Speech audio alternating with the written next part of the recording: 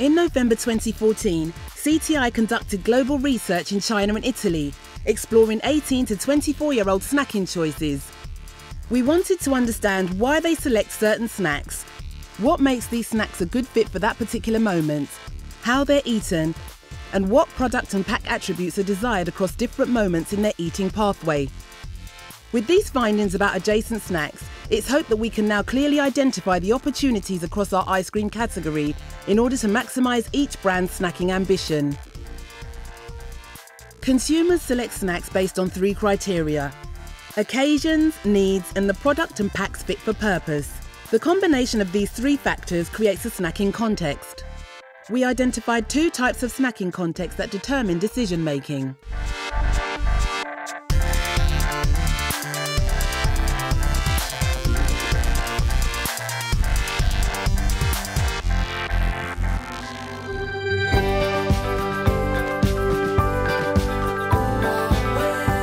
On-task occasions are moments when the consumer is concentrating on a task, mostly alone or focused on a screen, prohibiting engagement with the snack. The consumer is usually alone, either in private or in close proximity to others. They might be studying or at work, on the move, commuting, playing sports, or focused on a screen.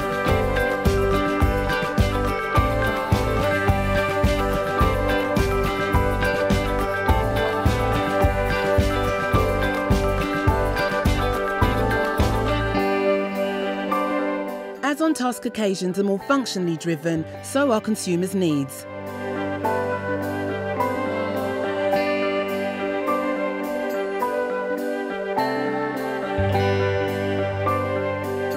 There are also times within on-task occasions when needs are more emotional, as consumers want to be taken away from a mundane moment.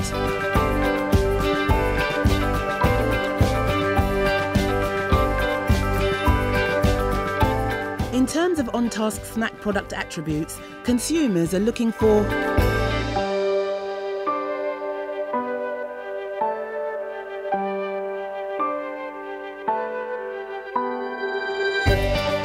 When it comes to on-task snack pack attributes, consumers seek out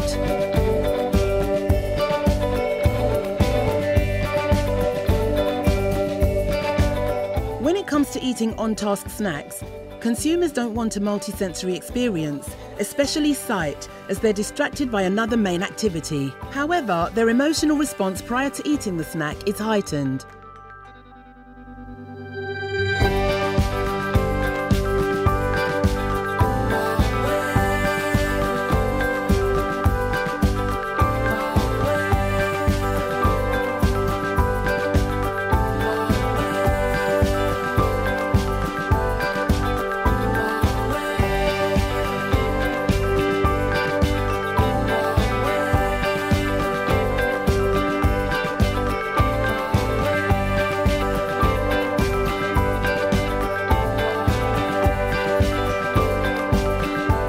The snack types that fit with on-task contexts are popcorn, dried fruit and cereal bars.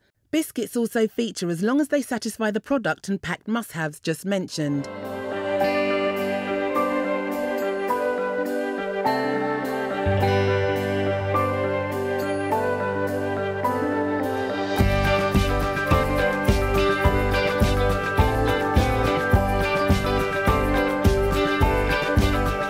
The popcorn experience starts in the foyer of the cinema. A creamy light aroma at the entrance alerts my sense and make me want to buy popcorn. The machines make popping sound and I found it joyful because I can sense the aroma and hear the noise. I can see how popcorn is being produced. When watching a movie, popcorn is easy to eat. It's light and the beginning warm. I made sure my hands are clean. I took a handful and noticed it was very salty, so I had to take a soft drink very quickly. It took a big mouthful. Due to the warmth and smell, it makes me feel nostalgic and comforted. It's pleasant to continually eat, as it goes well with the pace and plot of the movie. It's very light and airy, so easy to consume a lot of without feeling bloated. Towards the end you get that feeling of sadness, as my fingers touch the bottom and I realise there are just crumbs left. I find I'm very thirsty when I eat popcorn. The saltiness builds up and becomes too much, so I drink some Coca-Cola to remove the taste and bits in my teeth.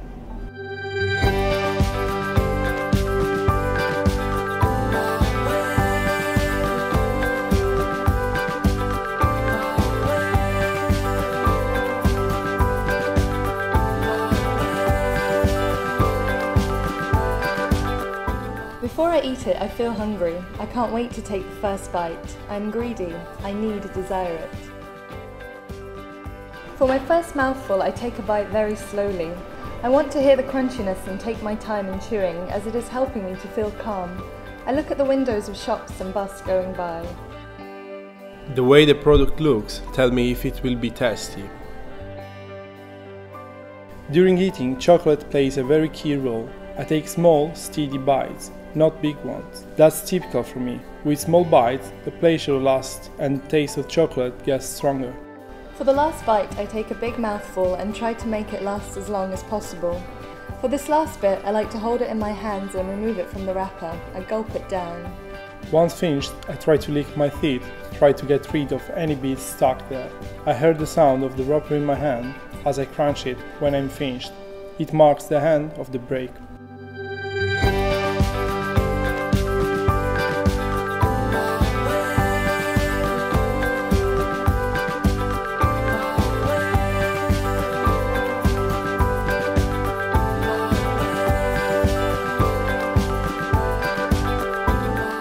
I inspect the piece to check the color is uniform and that there are no black edges on the side, as this tells me it may be overprocessed, not fresh or overripe. I want the middle to feel thick and plump, so I know it will be good to chew. Before eating dried fruit, I touch the pack to see it feels soft, which tells me if it's fresh or not. Then I open it up and smell it inside. It should smell like fresh mango, true to the fresh fruit. I take out a piece. It should feel soft. I take about a half of it as I want the first mouthful to be a big one to make me feel satiated. The first bite is the best. It warms up in my mouth and starts to become more like the fresh fruit. I can smell it. After that, I don't pay much notice to it, but I enjoy the sensation in my mouth. During eating, I take some hot tea or water as my mouth is starting to feel very sweet. For the last bite, I will focus on releasing all the flavour. I suck in my cheeks to draw it all out. I'm left with a sweet sensation in my mouth. After eating, I feel more relaxed and calm. Ice cream brands face some real challenges within the on-task context.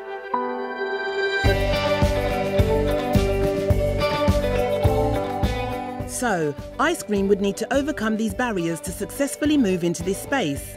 The greatest immediate opportunity lies within the screen time occasion if ice cream could be made bite-sized and more undemanding to eat, as the consumer is seated and looking to eat over time.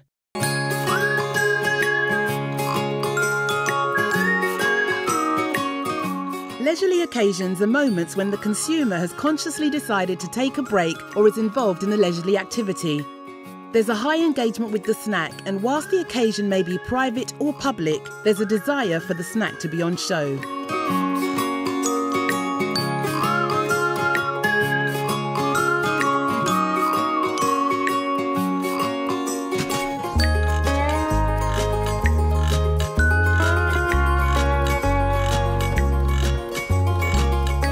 As leisurely occasions are more emotionally driven, so are consumers' needs.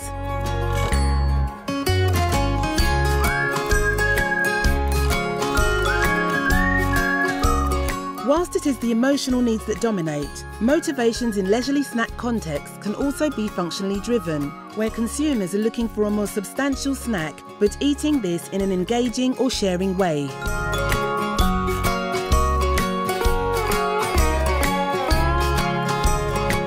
In terms of leisurely snack product attributes, consumers are looking for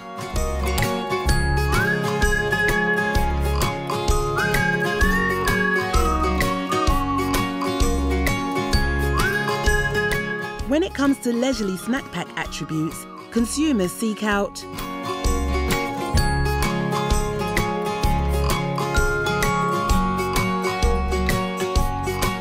When it comes to leisurely snacks, consumers want as many of their senses as possible to be stimulated as they eat with their eyes. The ritual sequence is heavy throughout each stage of the eat pathway, with an equal weighting for the first and last mouthful. Throughout eating, interest remains very high. Snacks that fit within leisurely moments share some things in common.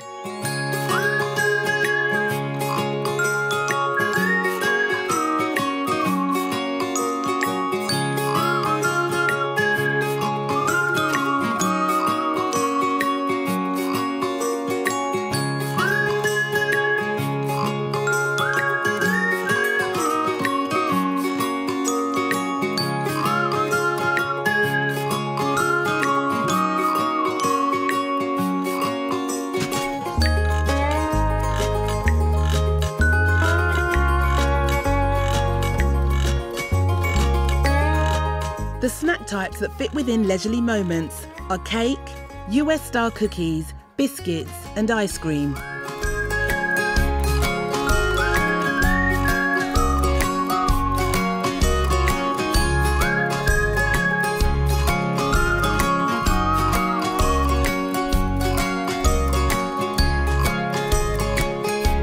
Before eating, all my senses are aroused. It feels warm in my hand and it smells buttery and of vanilla. It makes me feel comforted. I examine the cake before eating it. I notice the colour of the blueberry topping. I imagine the taste will be rich. I pull back the wrapping paper and notice how easy it is to pull back. This tells me how fresh and sweet the cake will be. If it comes off too easily, then the cake will be stale and won't taste so good. For my first mouthful, taste is most important sense. I start at the edge. I prefer something quite crispy for my first bite. I use it as comparison of what I'm expecting against what I experience. It's a torture test and is going to signal the quality of the experience. I hear the crispy sound that reinforces how the cake is going to taste. Colour is also important. I look for a darker, more burnt edge that signals the crispiness, but it shouldn't be black. While eating, taste becomes the primary focus. I can feel the cake melting in my mouth. My brain focuses on this pleasure. It brings me in and stimulates me. It's like effervescence and puts a happy smile on my face. I drink coffee whilst I'm eating. I like the bitterness mixing with the chocolate sweetness, which enhances the flavour. I use my fingers to pick up the layers that are difficult to eat with a spoon. For the last bite, touch is key. I use my fingers at this moment to pick up the crumbs from the plate. It is such a thrill. I feel the end is nearly over. It's impossible to stop. It makes me greedy and I want another. I run my tongue over my teeth to clean off the residue and savour the taste. I use my finger or fork to pick up the crumbs. I use my napkin to make sure my face is clean and there are no crumbs there.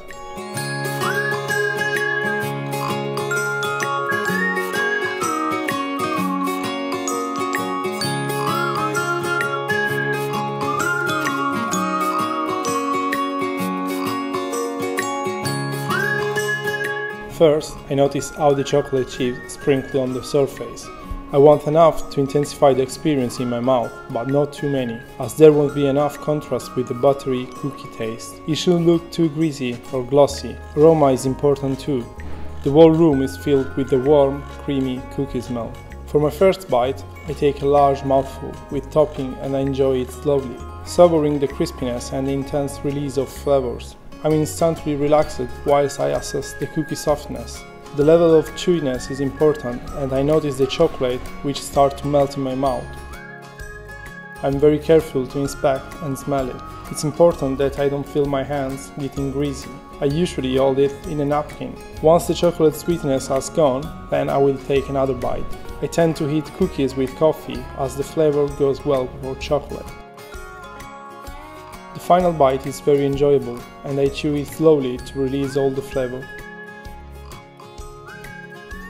After eating cookie, I am left with a creamy flavor. I lick my teeth to remove the residue.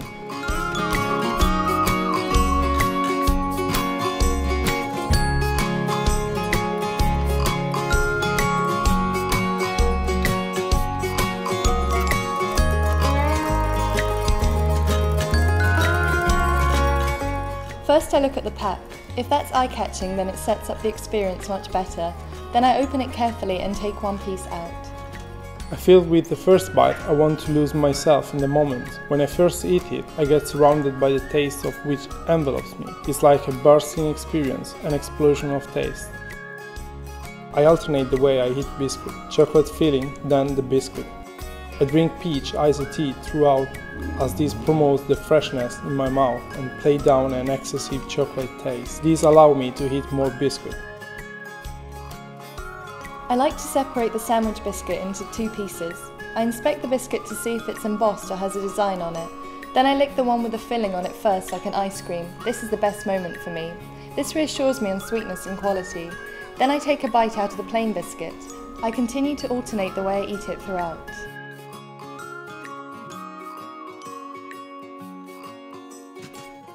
I don't slow down unless it's the last biscuit in the pack. Then I will take my time to eat it. I find myself looking more at the biscuit and noticing its smell. I savour the last mouthful as it melts in my mouth.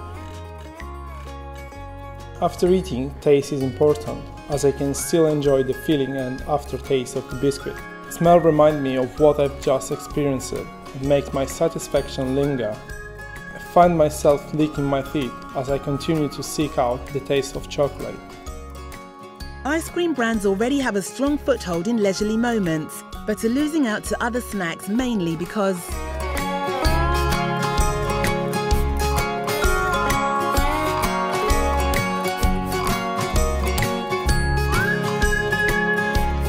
Therefore, the greatest opportunities for ice cream are in the afternoon, mainly while seated, when hanging out with friends, afternoon tea and evening wind down. From our snack learning, we also discovered that in addition to snacking contexts, food with heavy attributes such as ice cream is considered more indulgent, moving it away from snack territory towards desserts and meal replacements. In order for ice cream to be considered a snack, it needs to look like a snack, behave like a snack and be perfectly designed for snacking occasions, which raises some considerations for our brands to achieve success with snacking opportunities. How can we add further excitement to the Cornetto eating experience so it's a top-of-mind leisurely snack? How can we optimise packaging or the pack design to dial up a holistic snacking experience?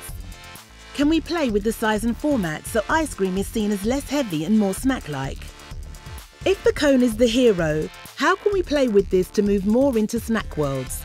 What flavours and textures of toppings and ice cream can we borrow from parallel markets to be linked closer to snacks? How can we make the link more explicit so Magnum is not purely about desserts but also indulgent snacking? How can we explore the area of gifting to help Magnum be synonymous with shared snacking?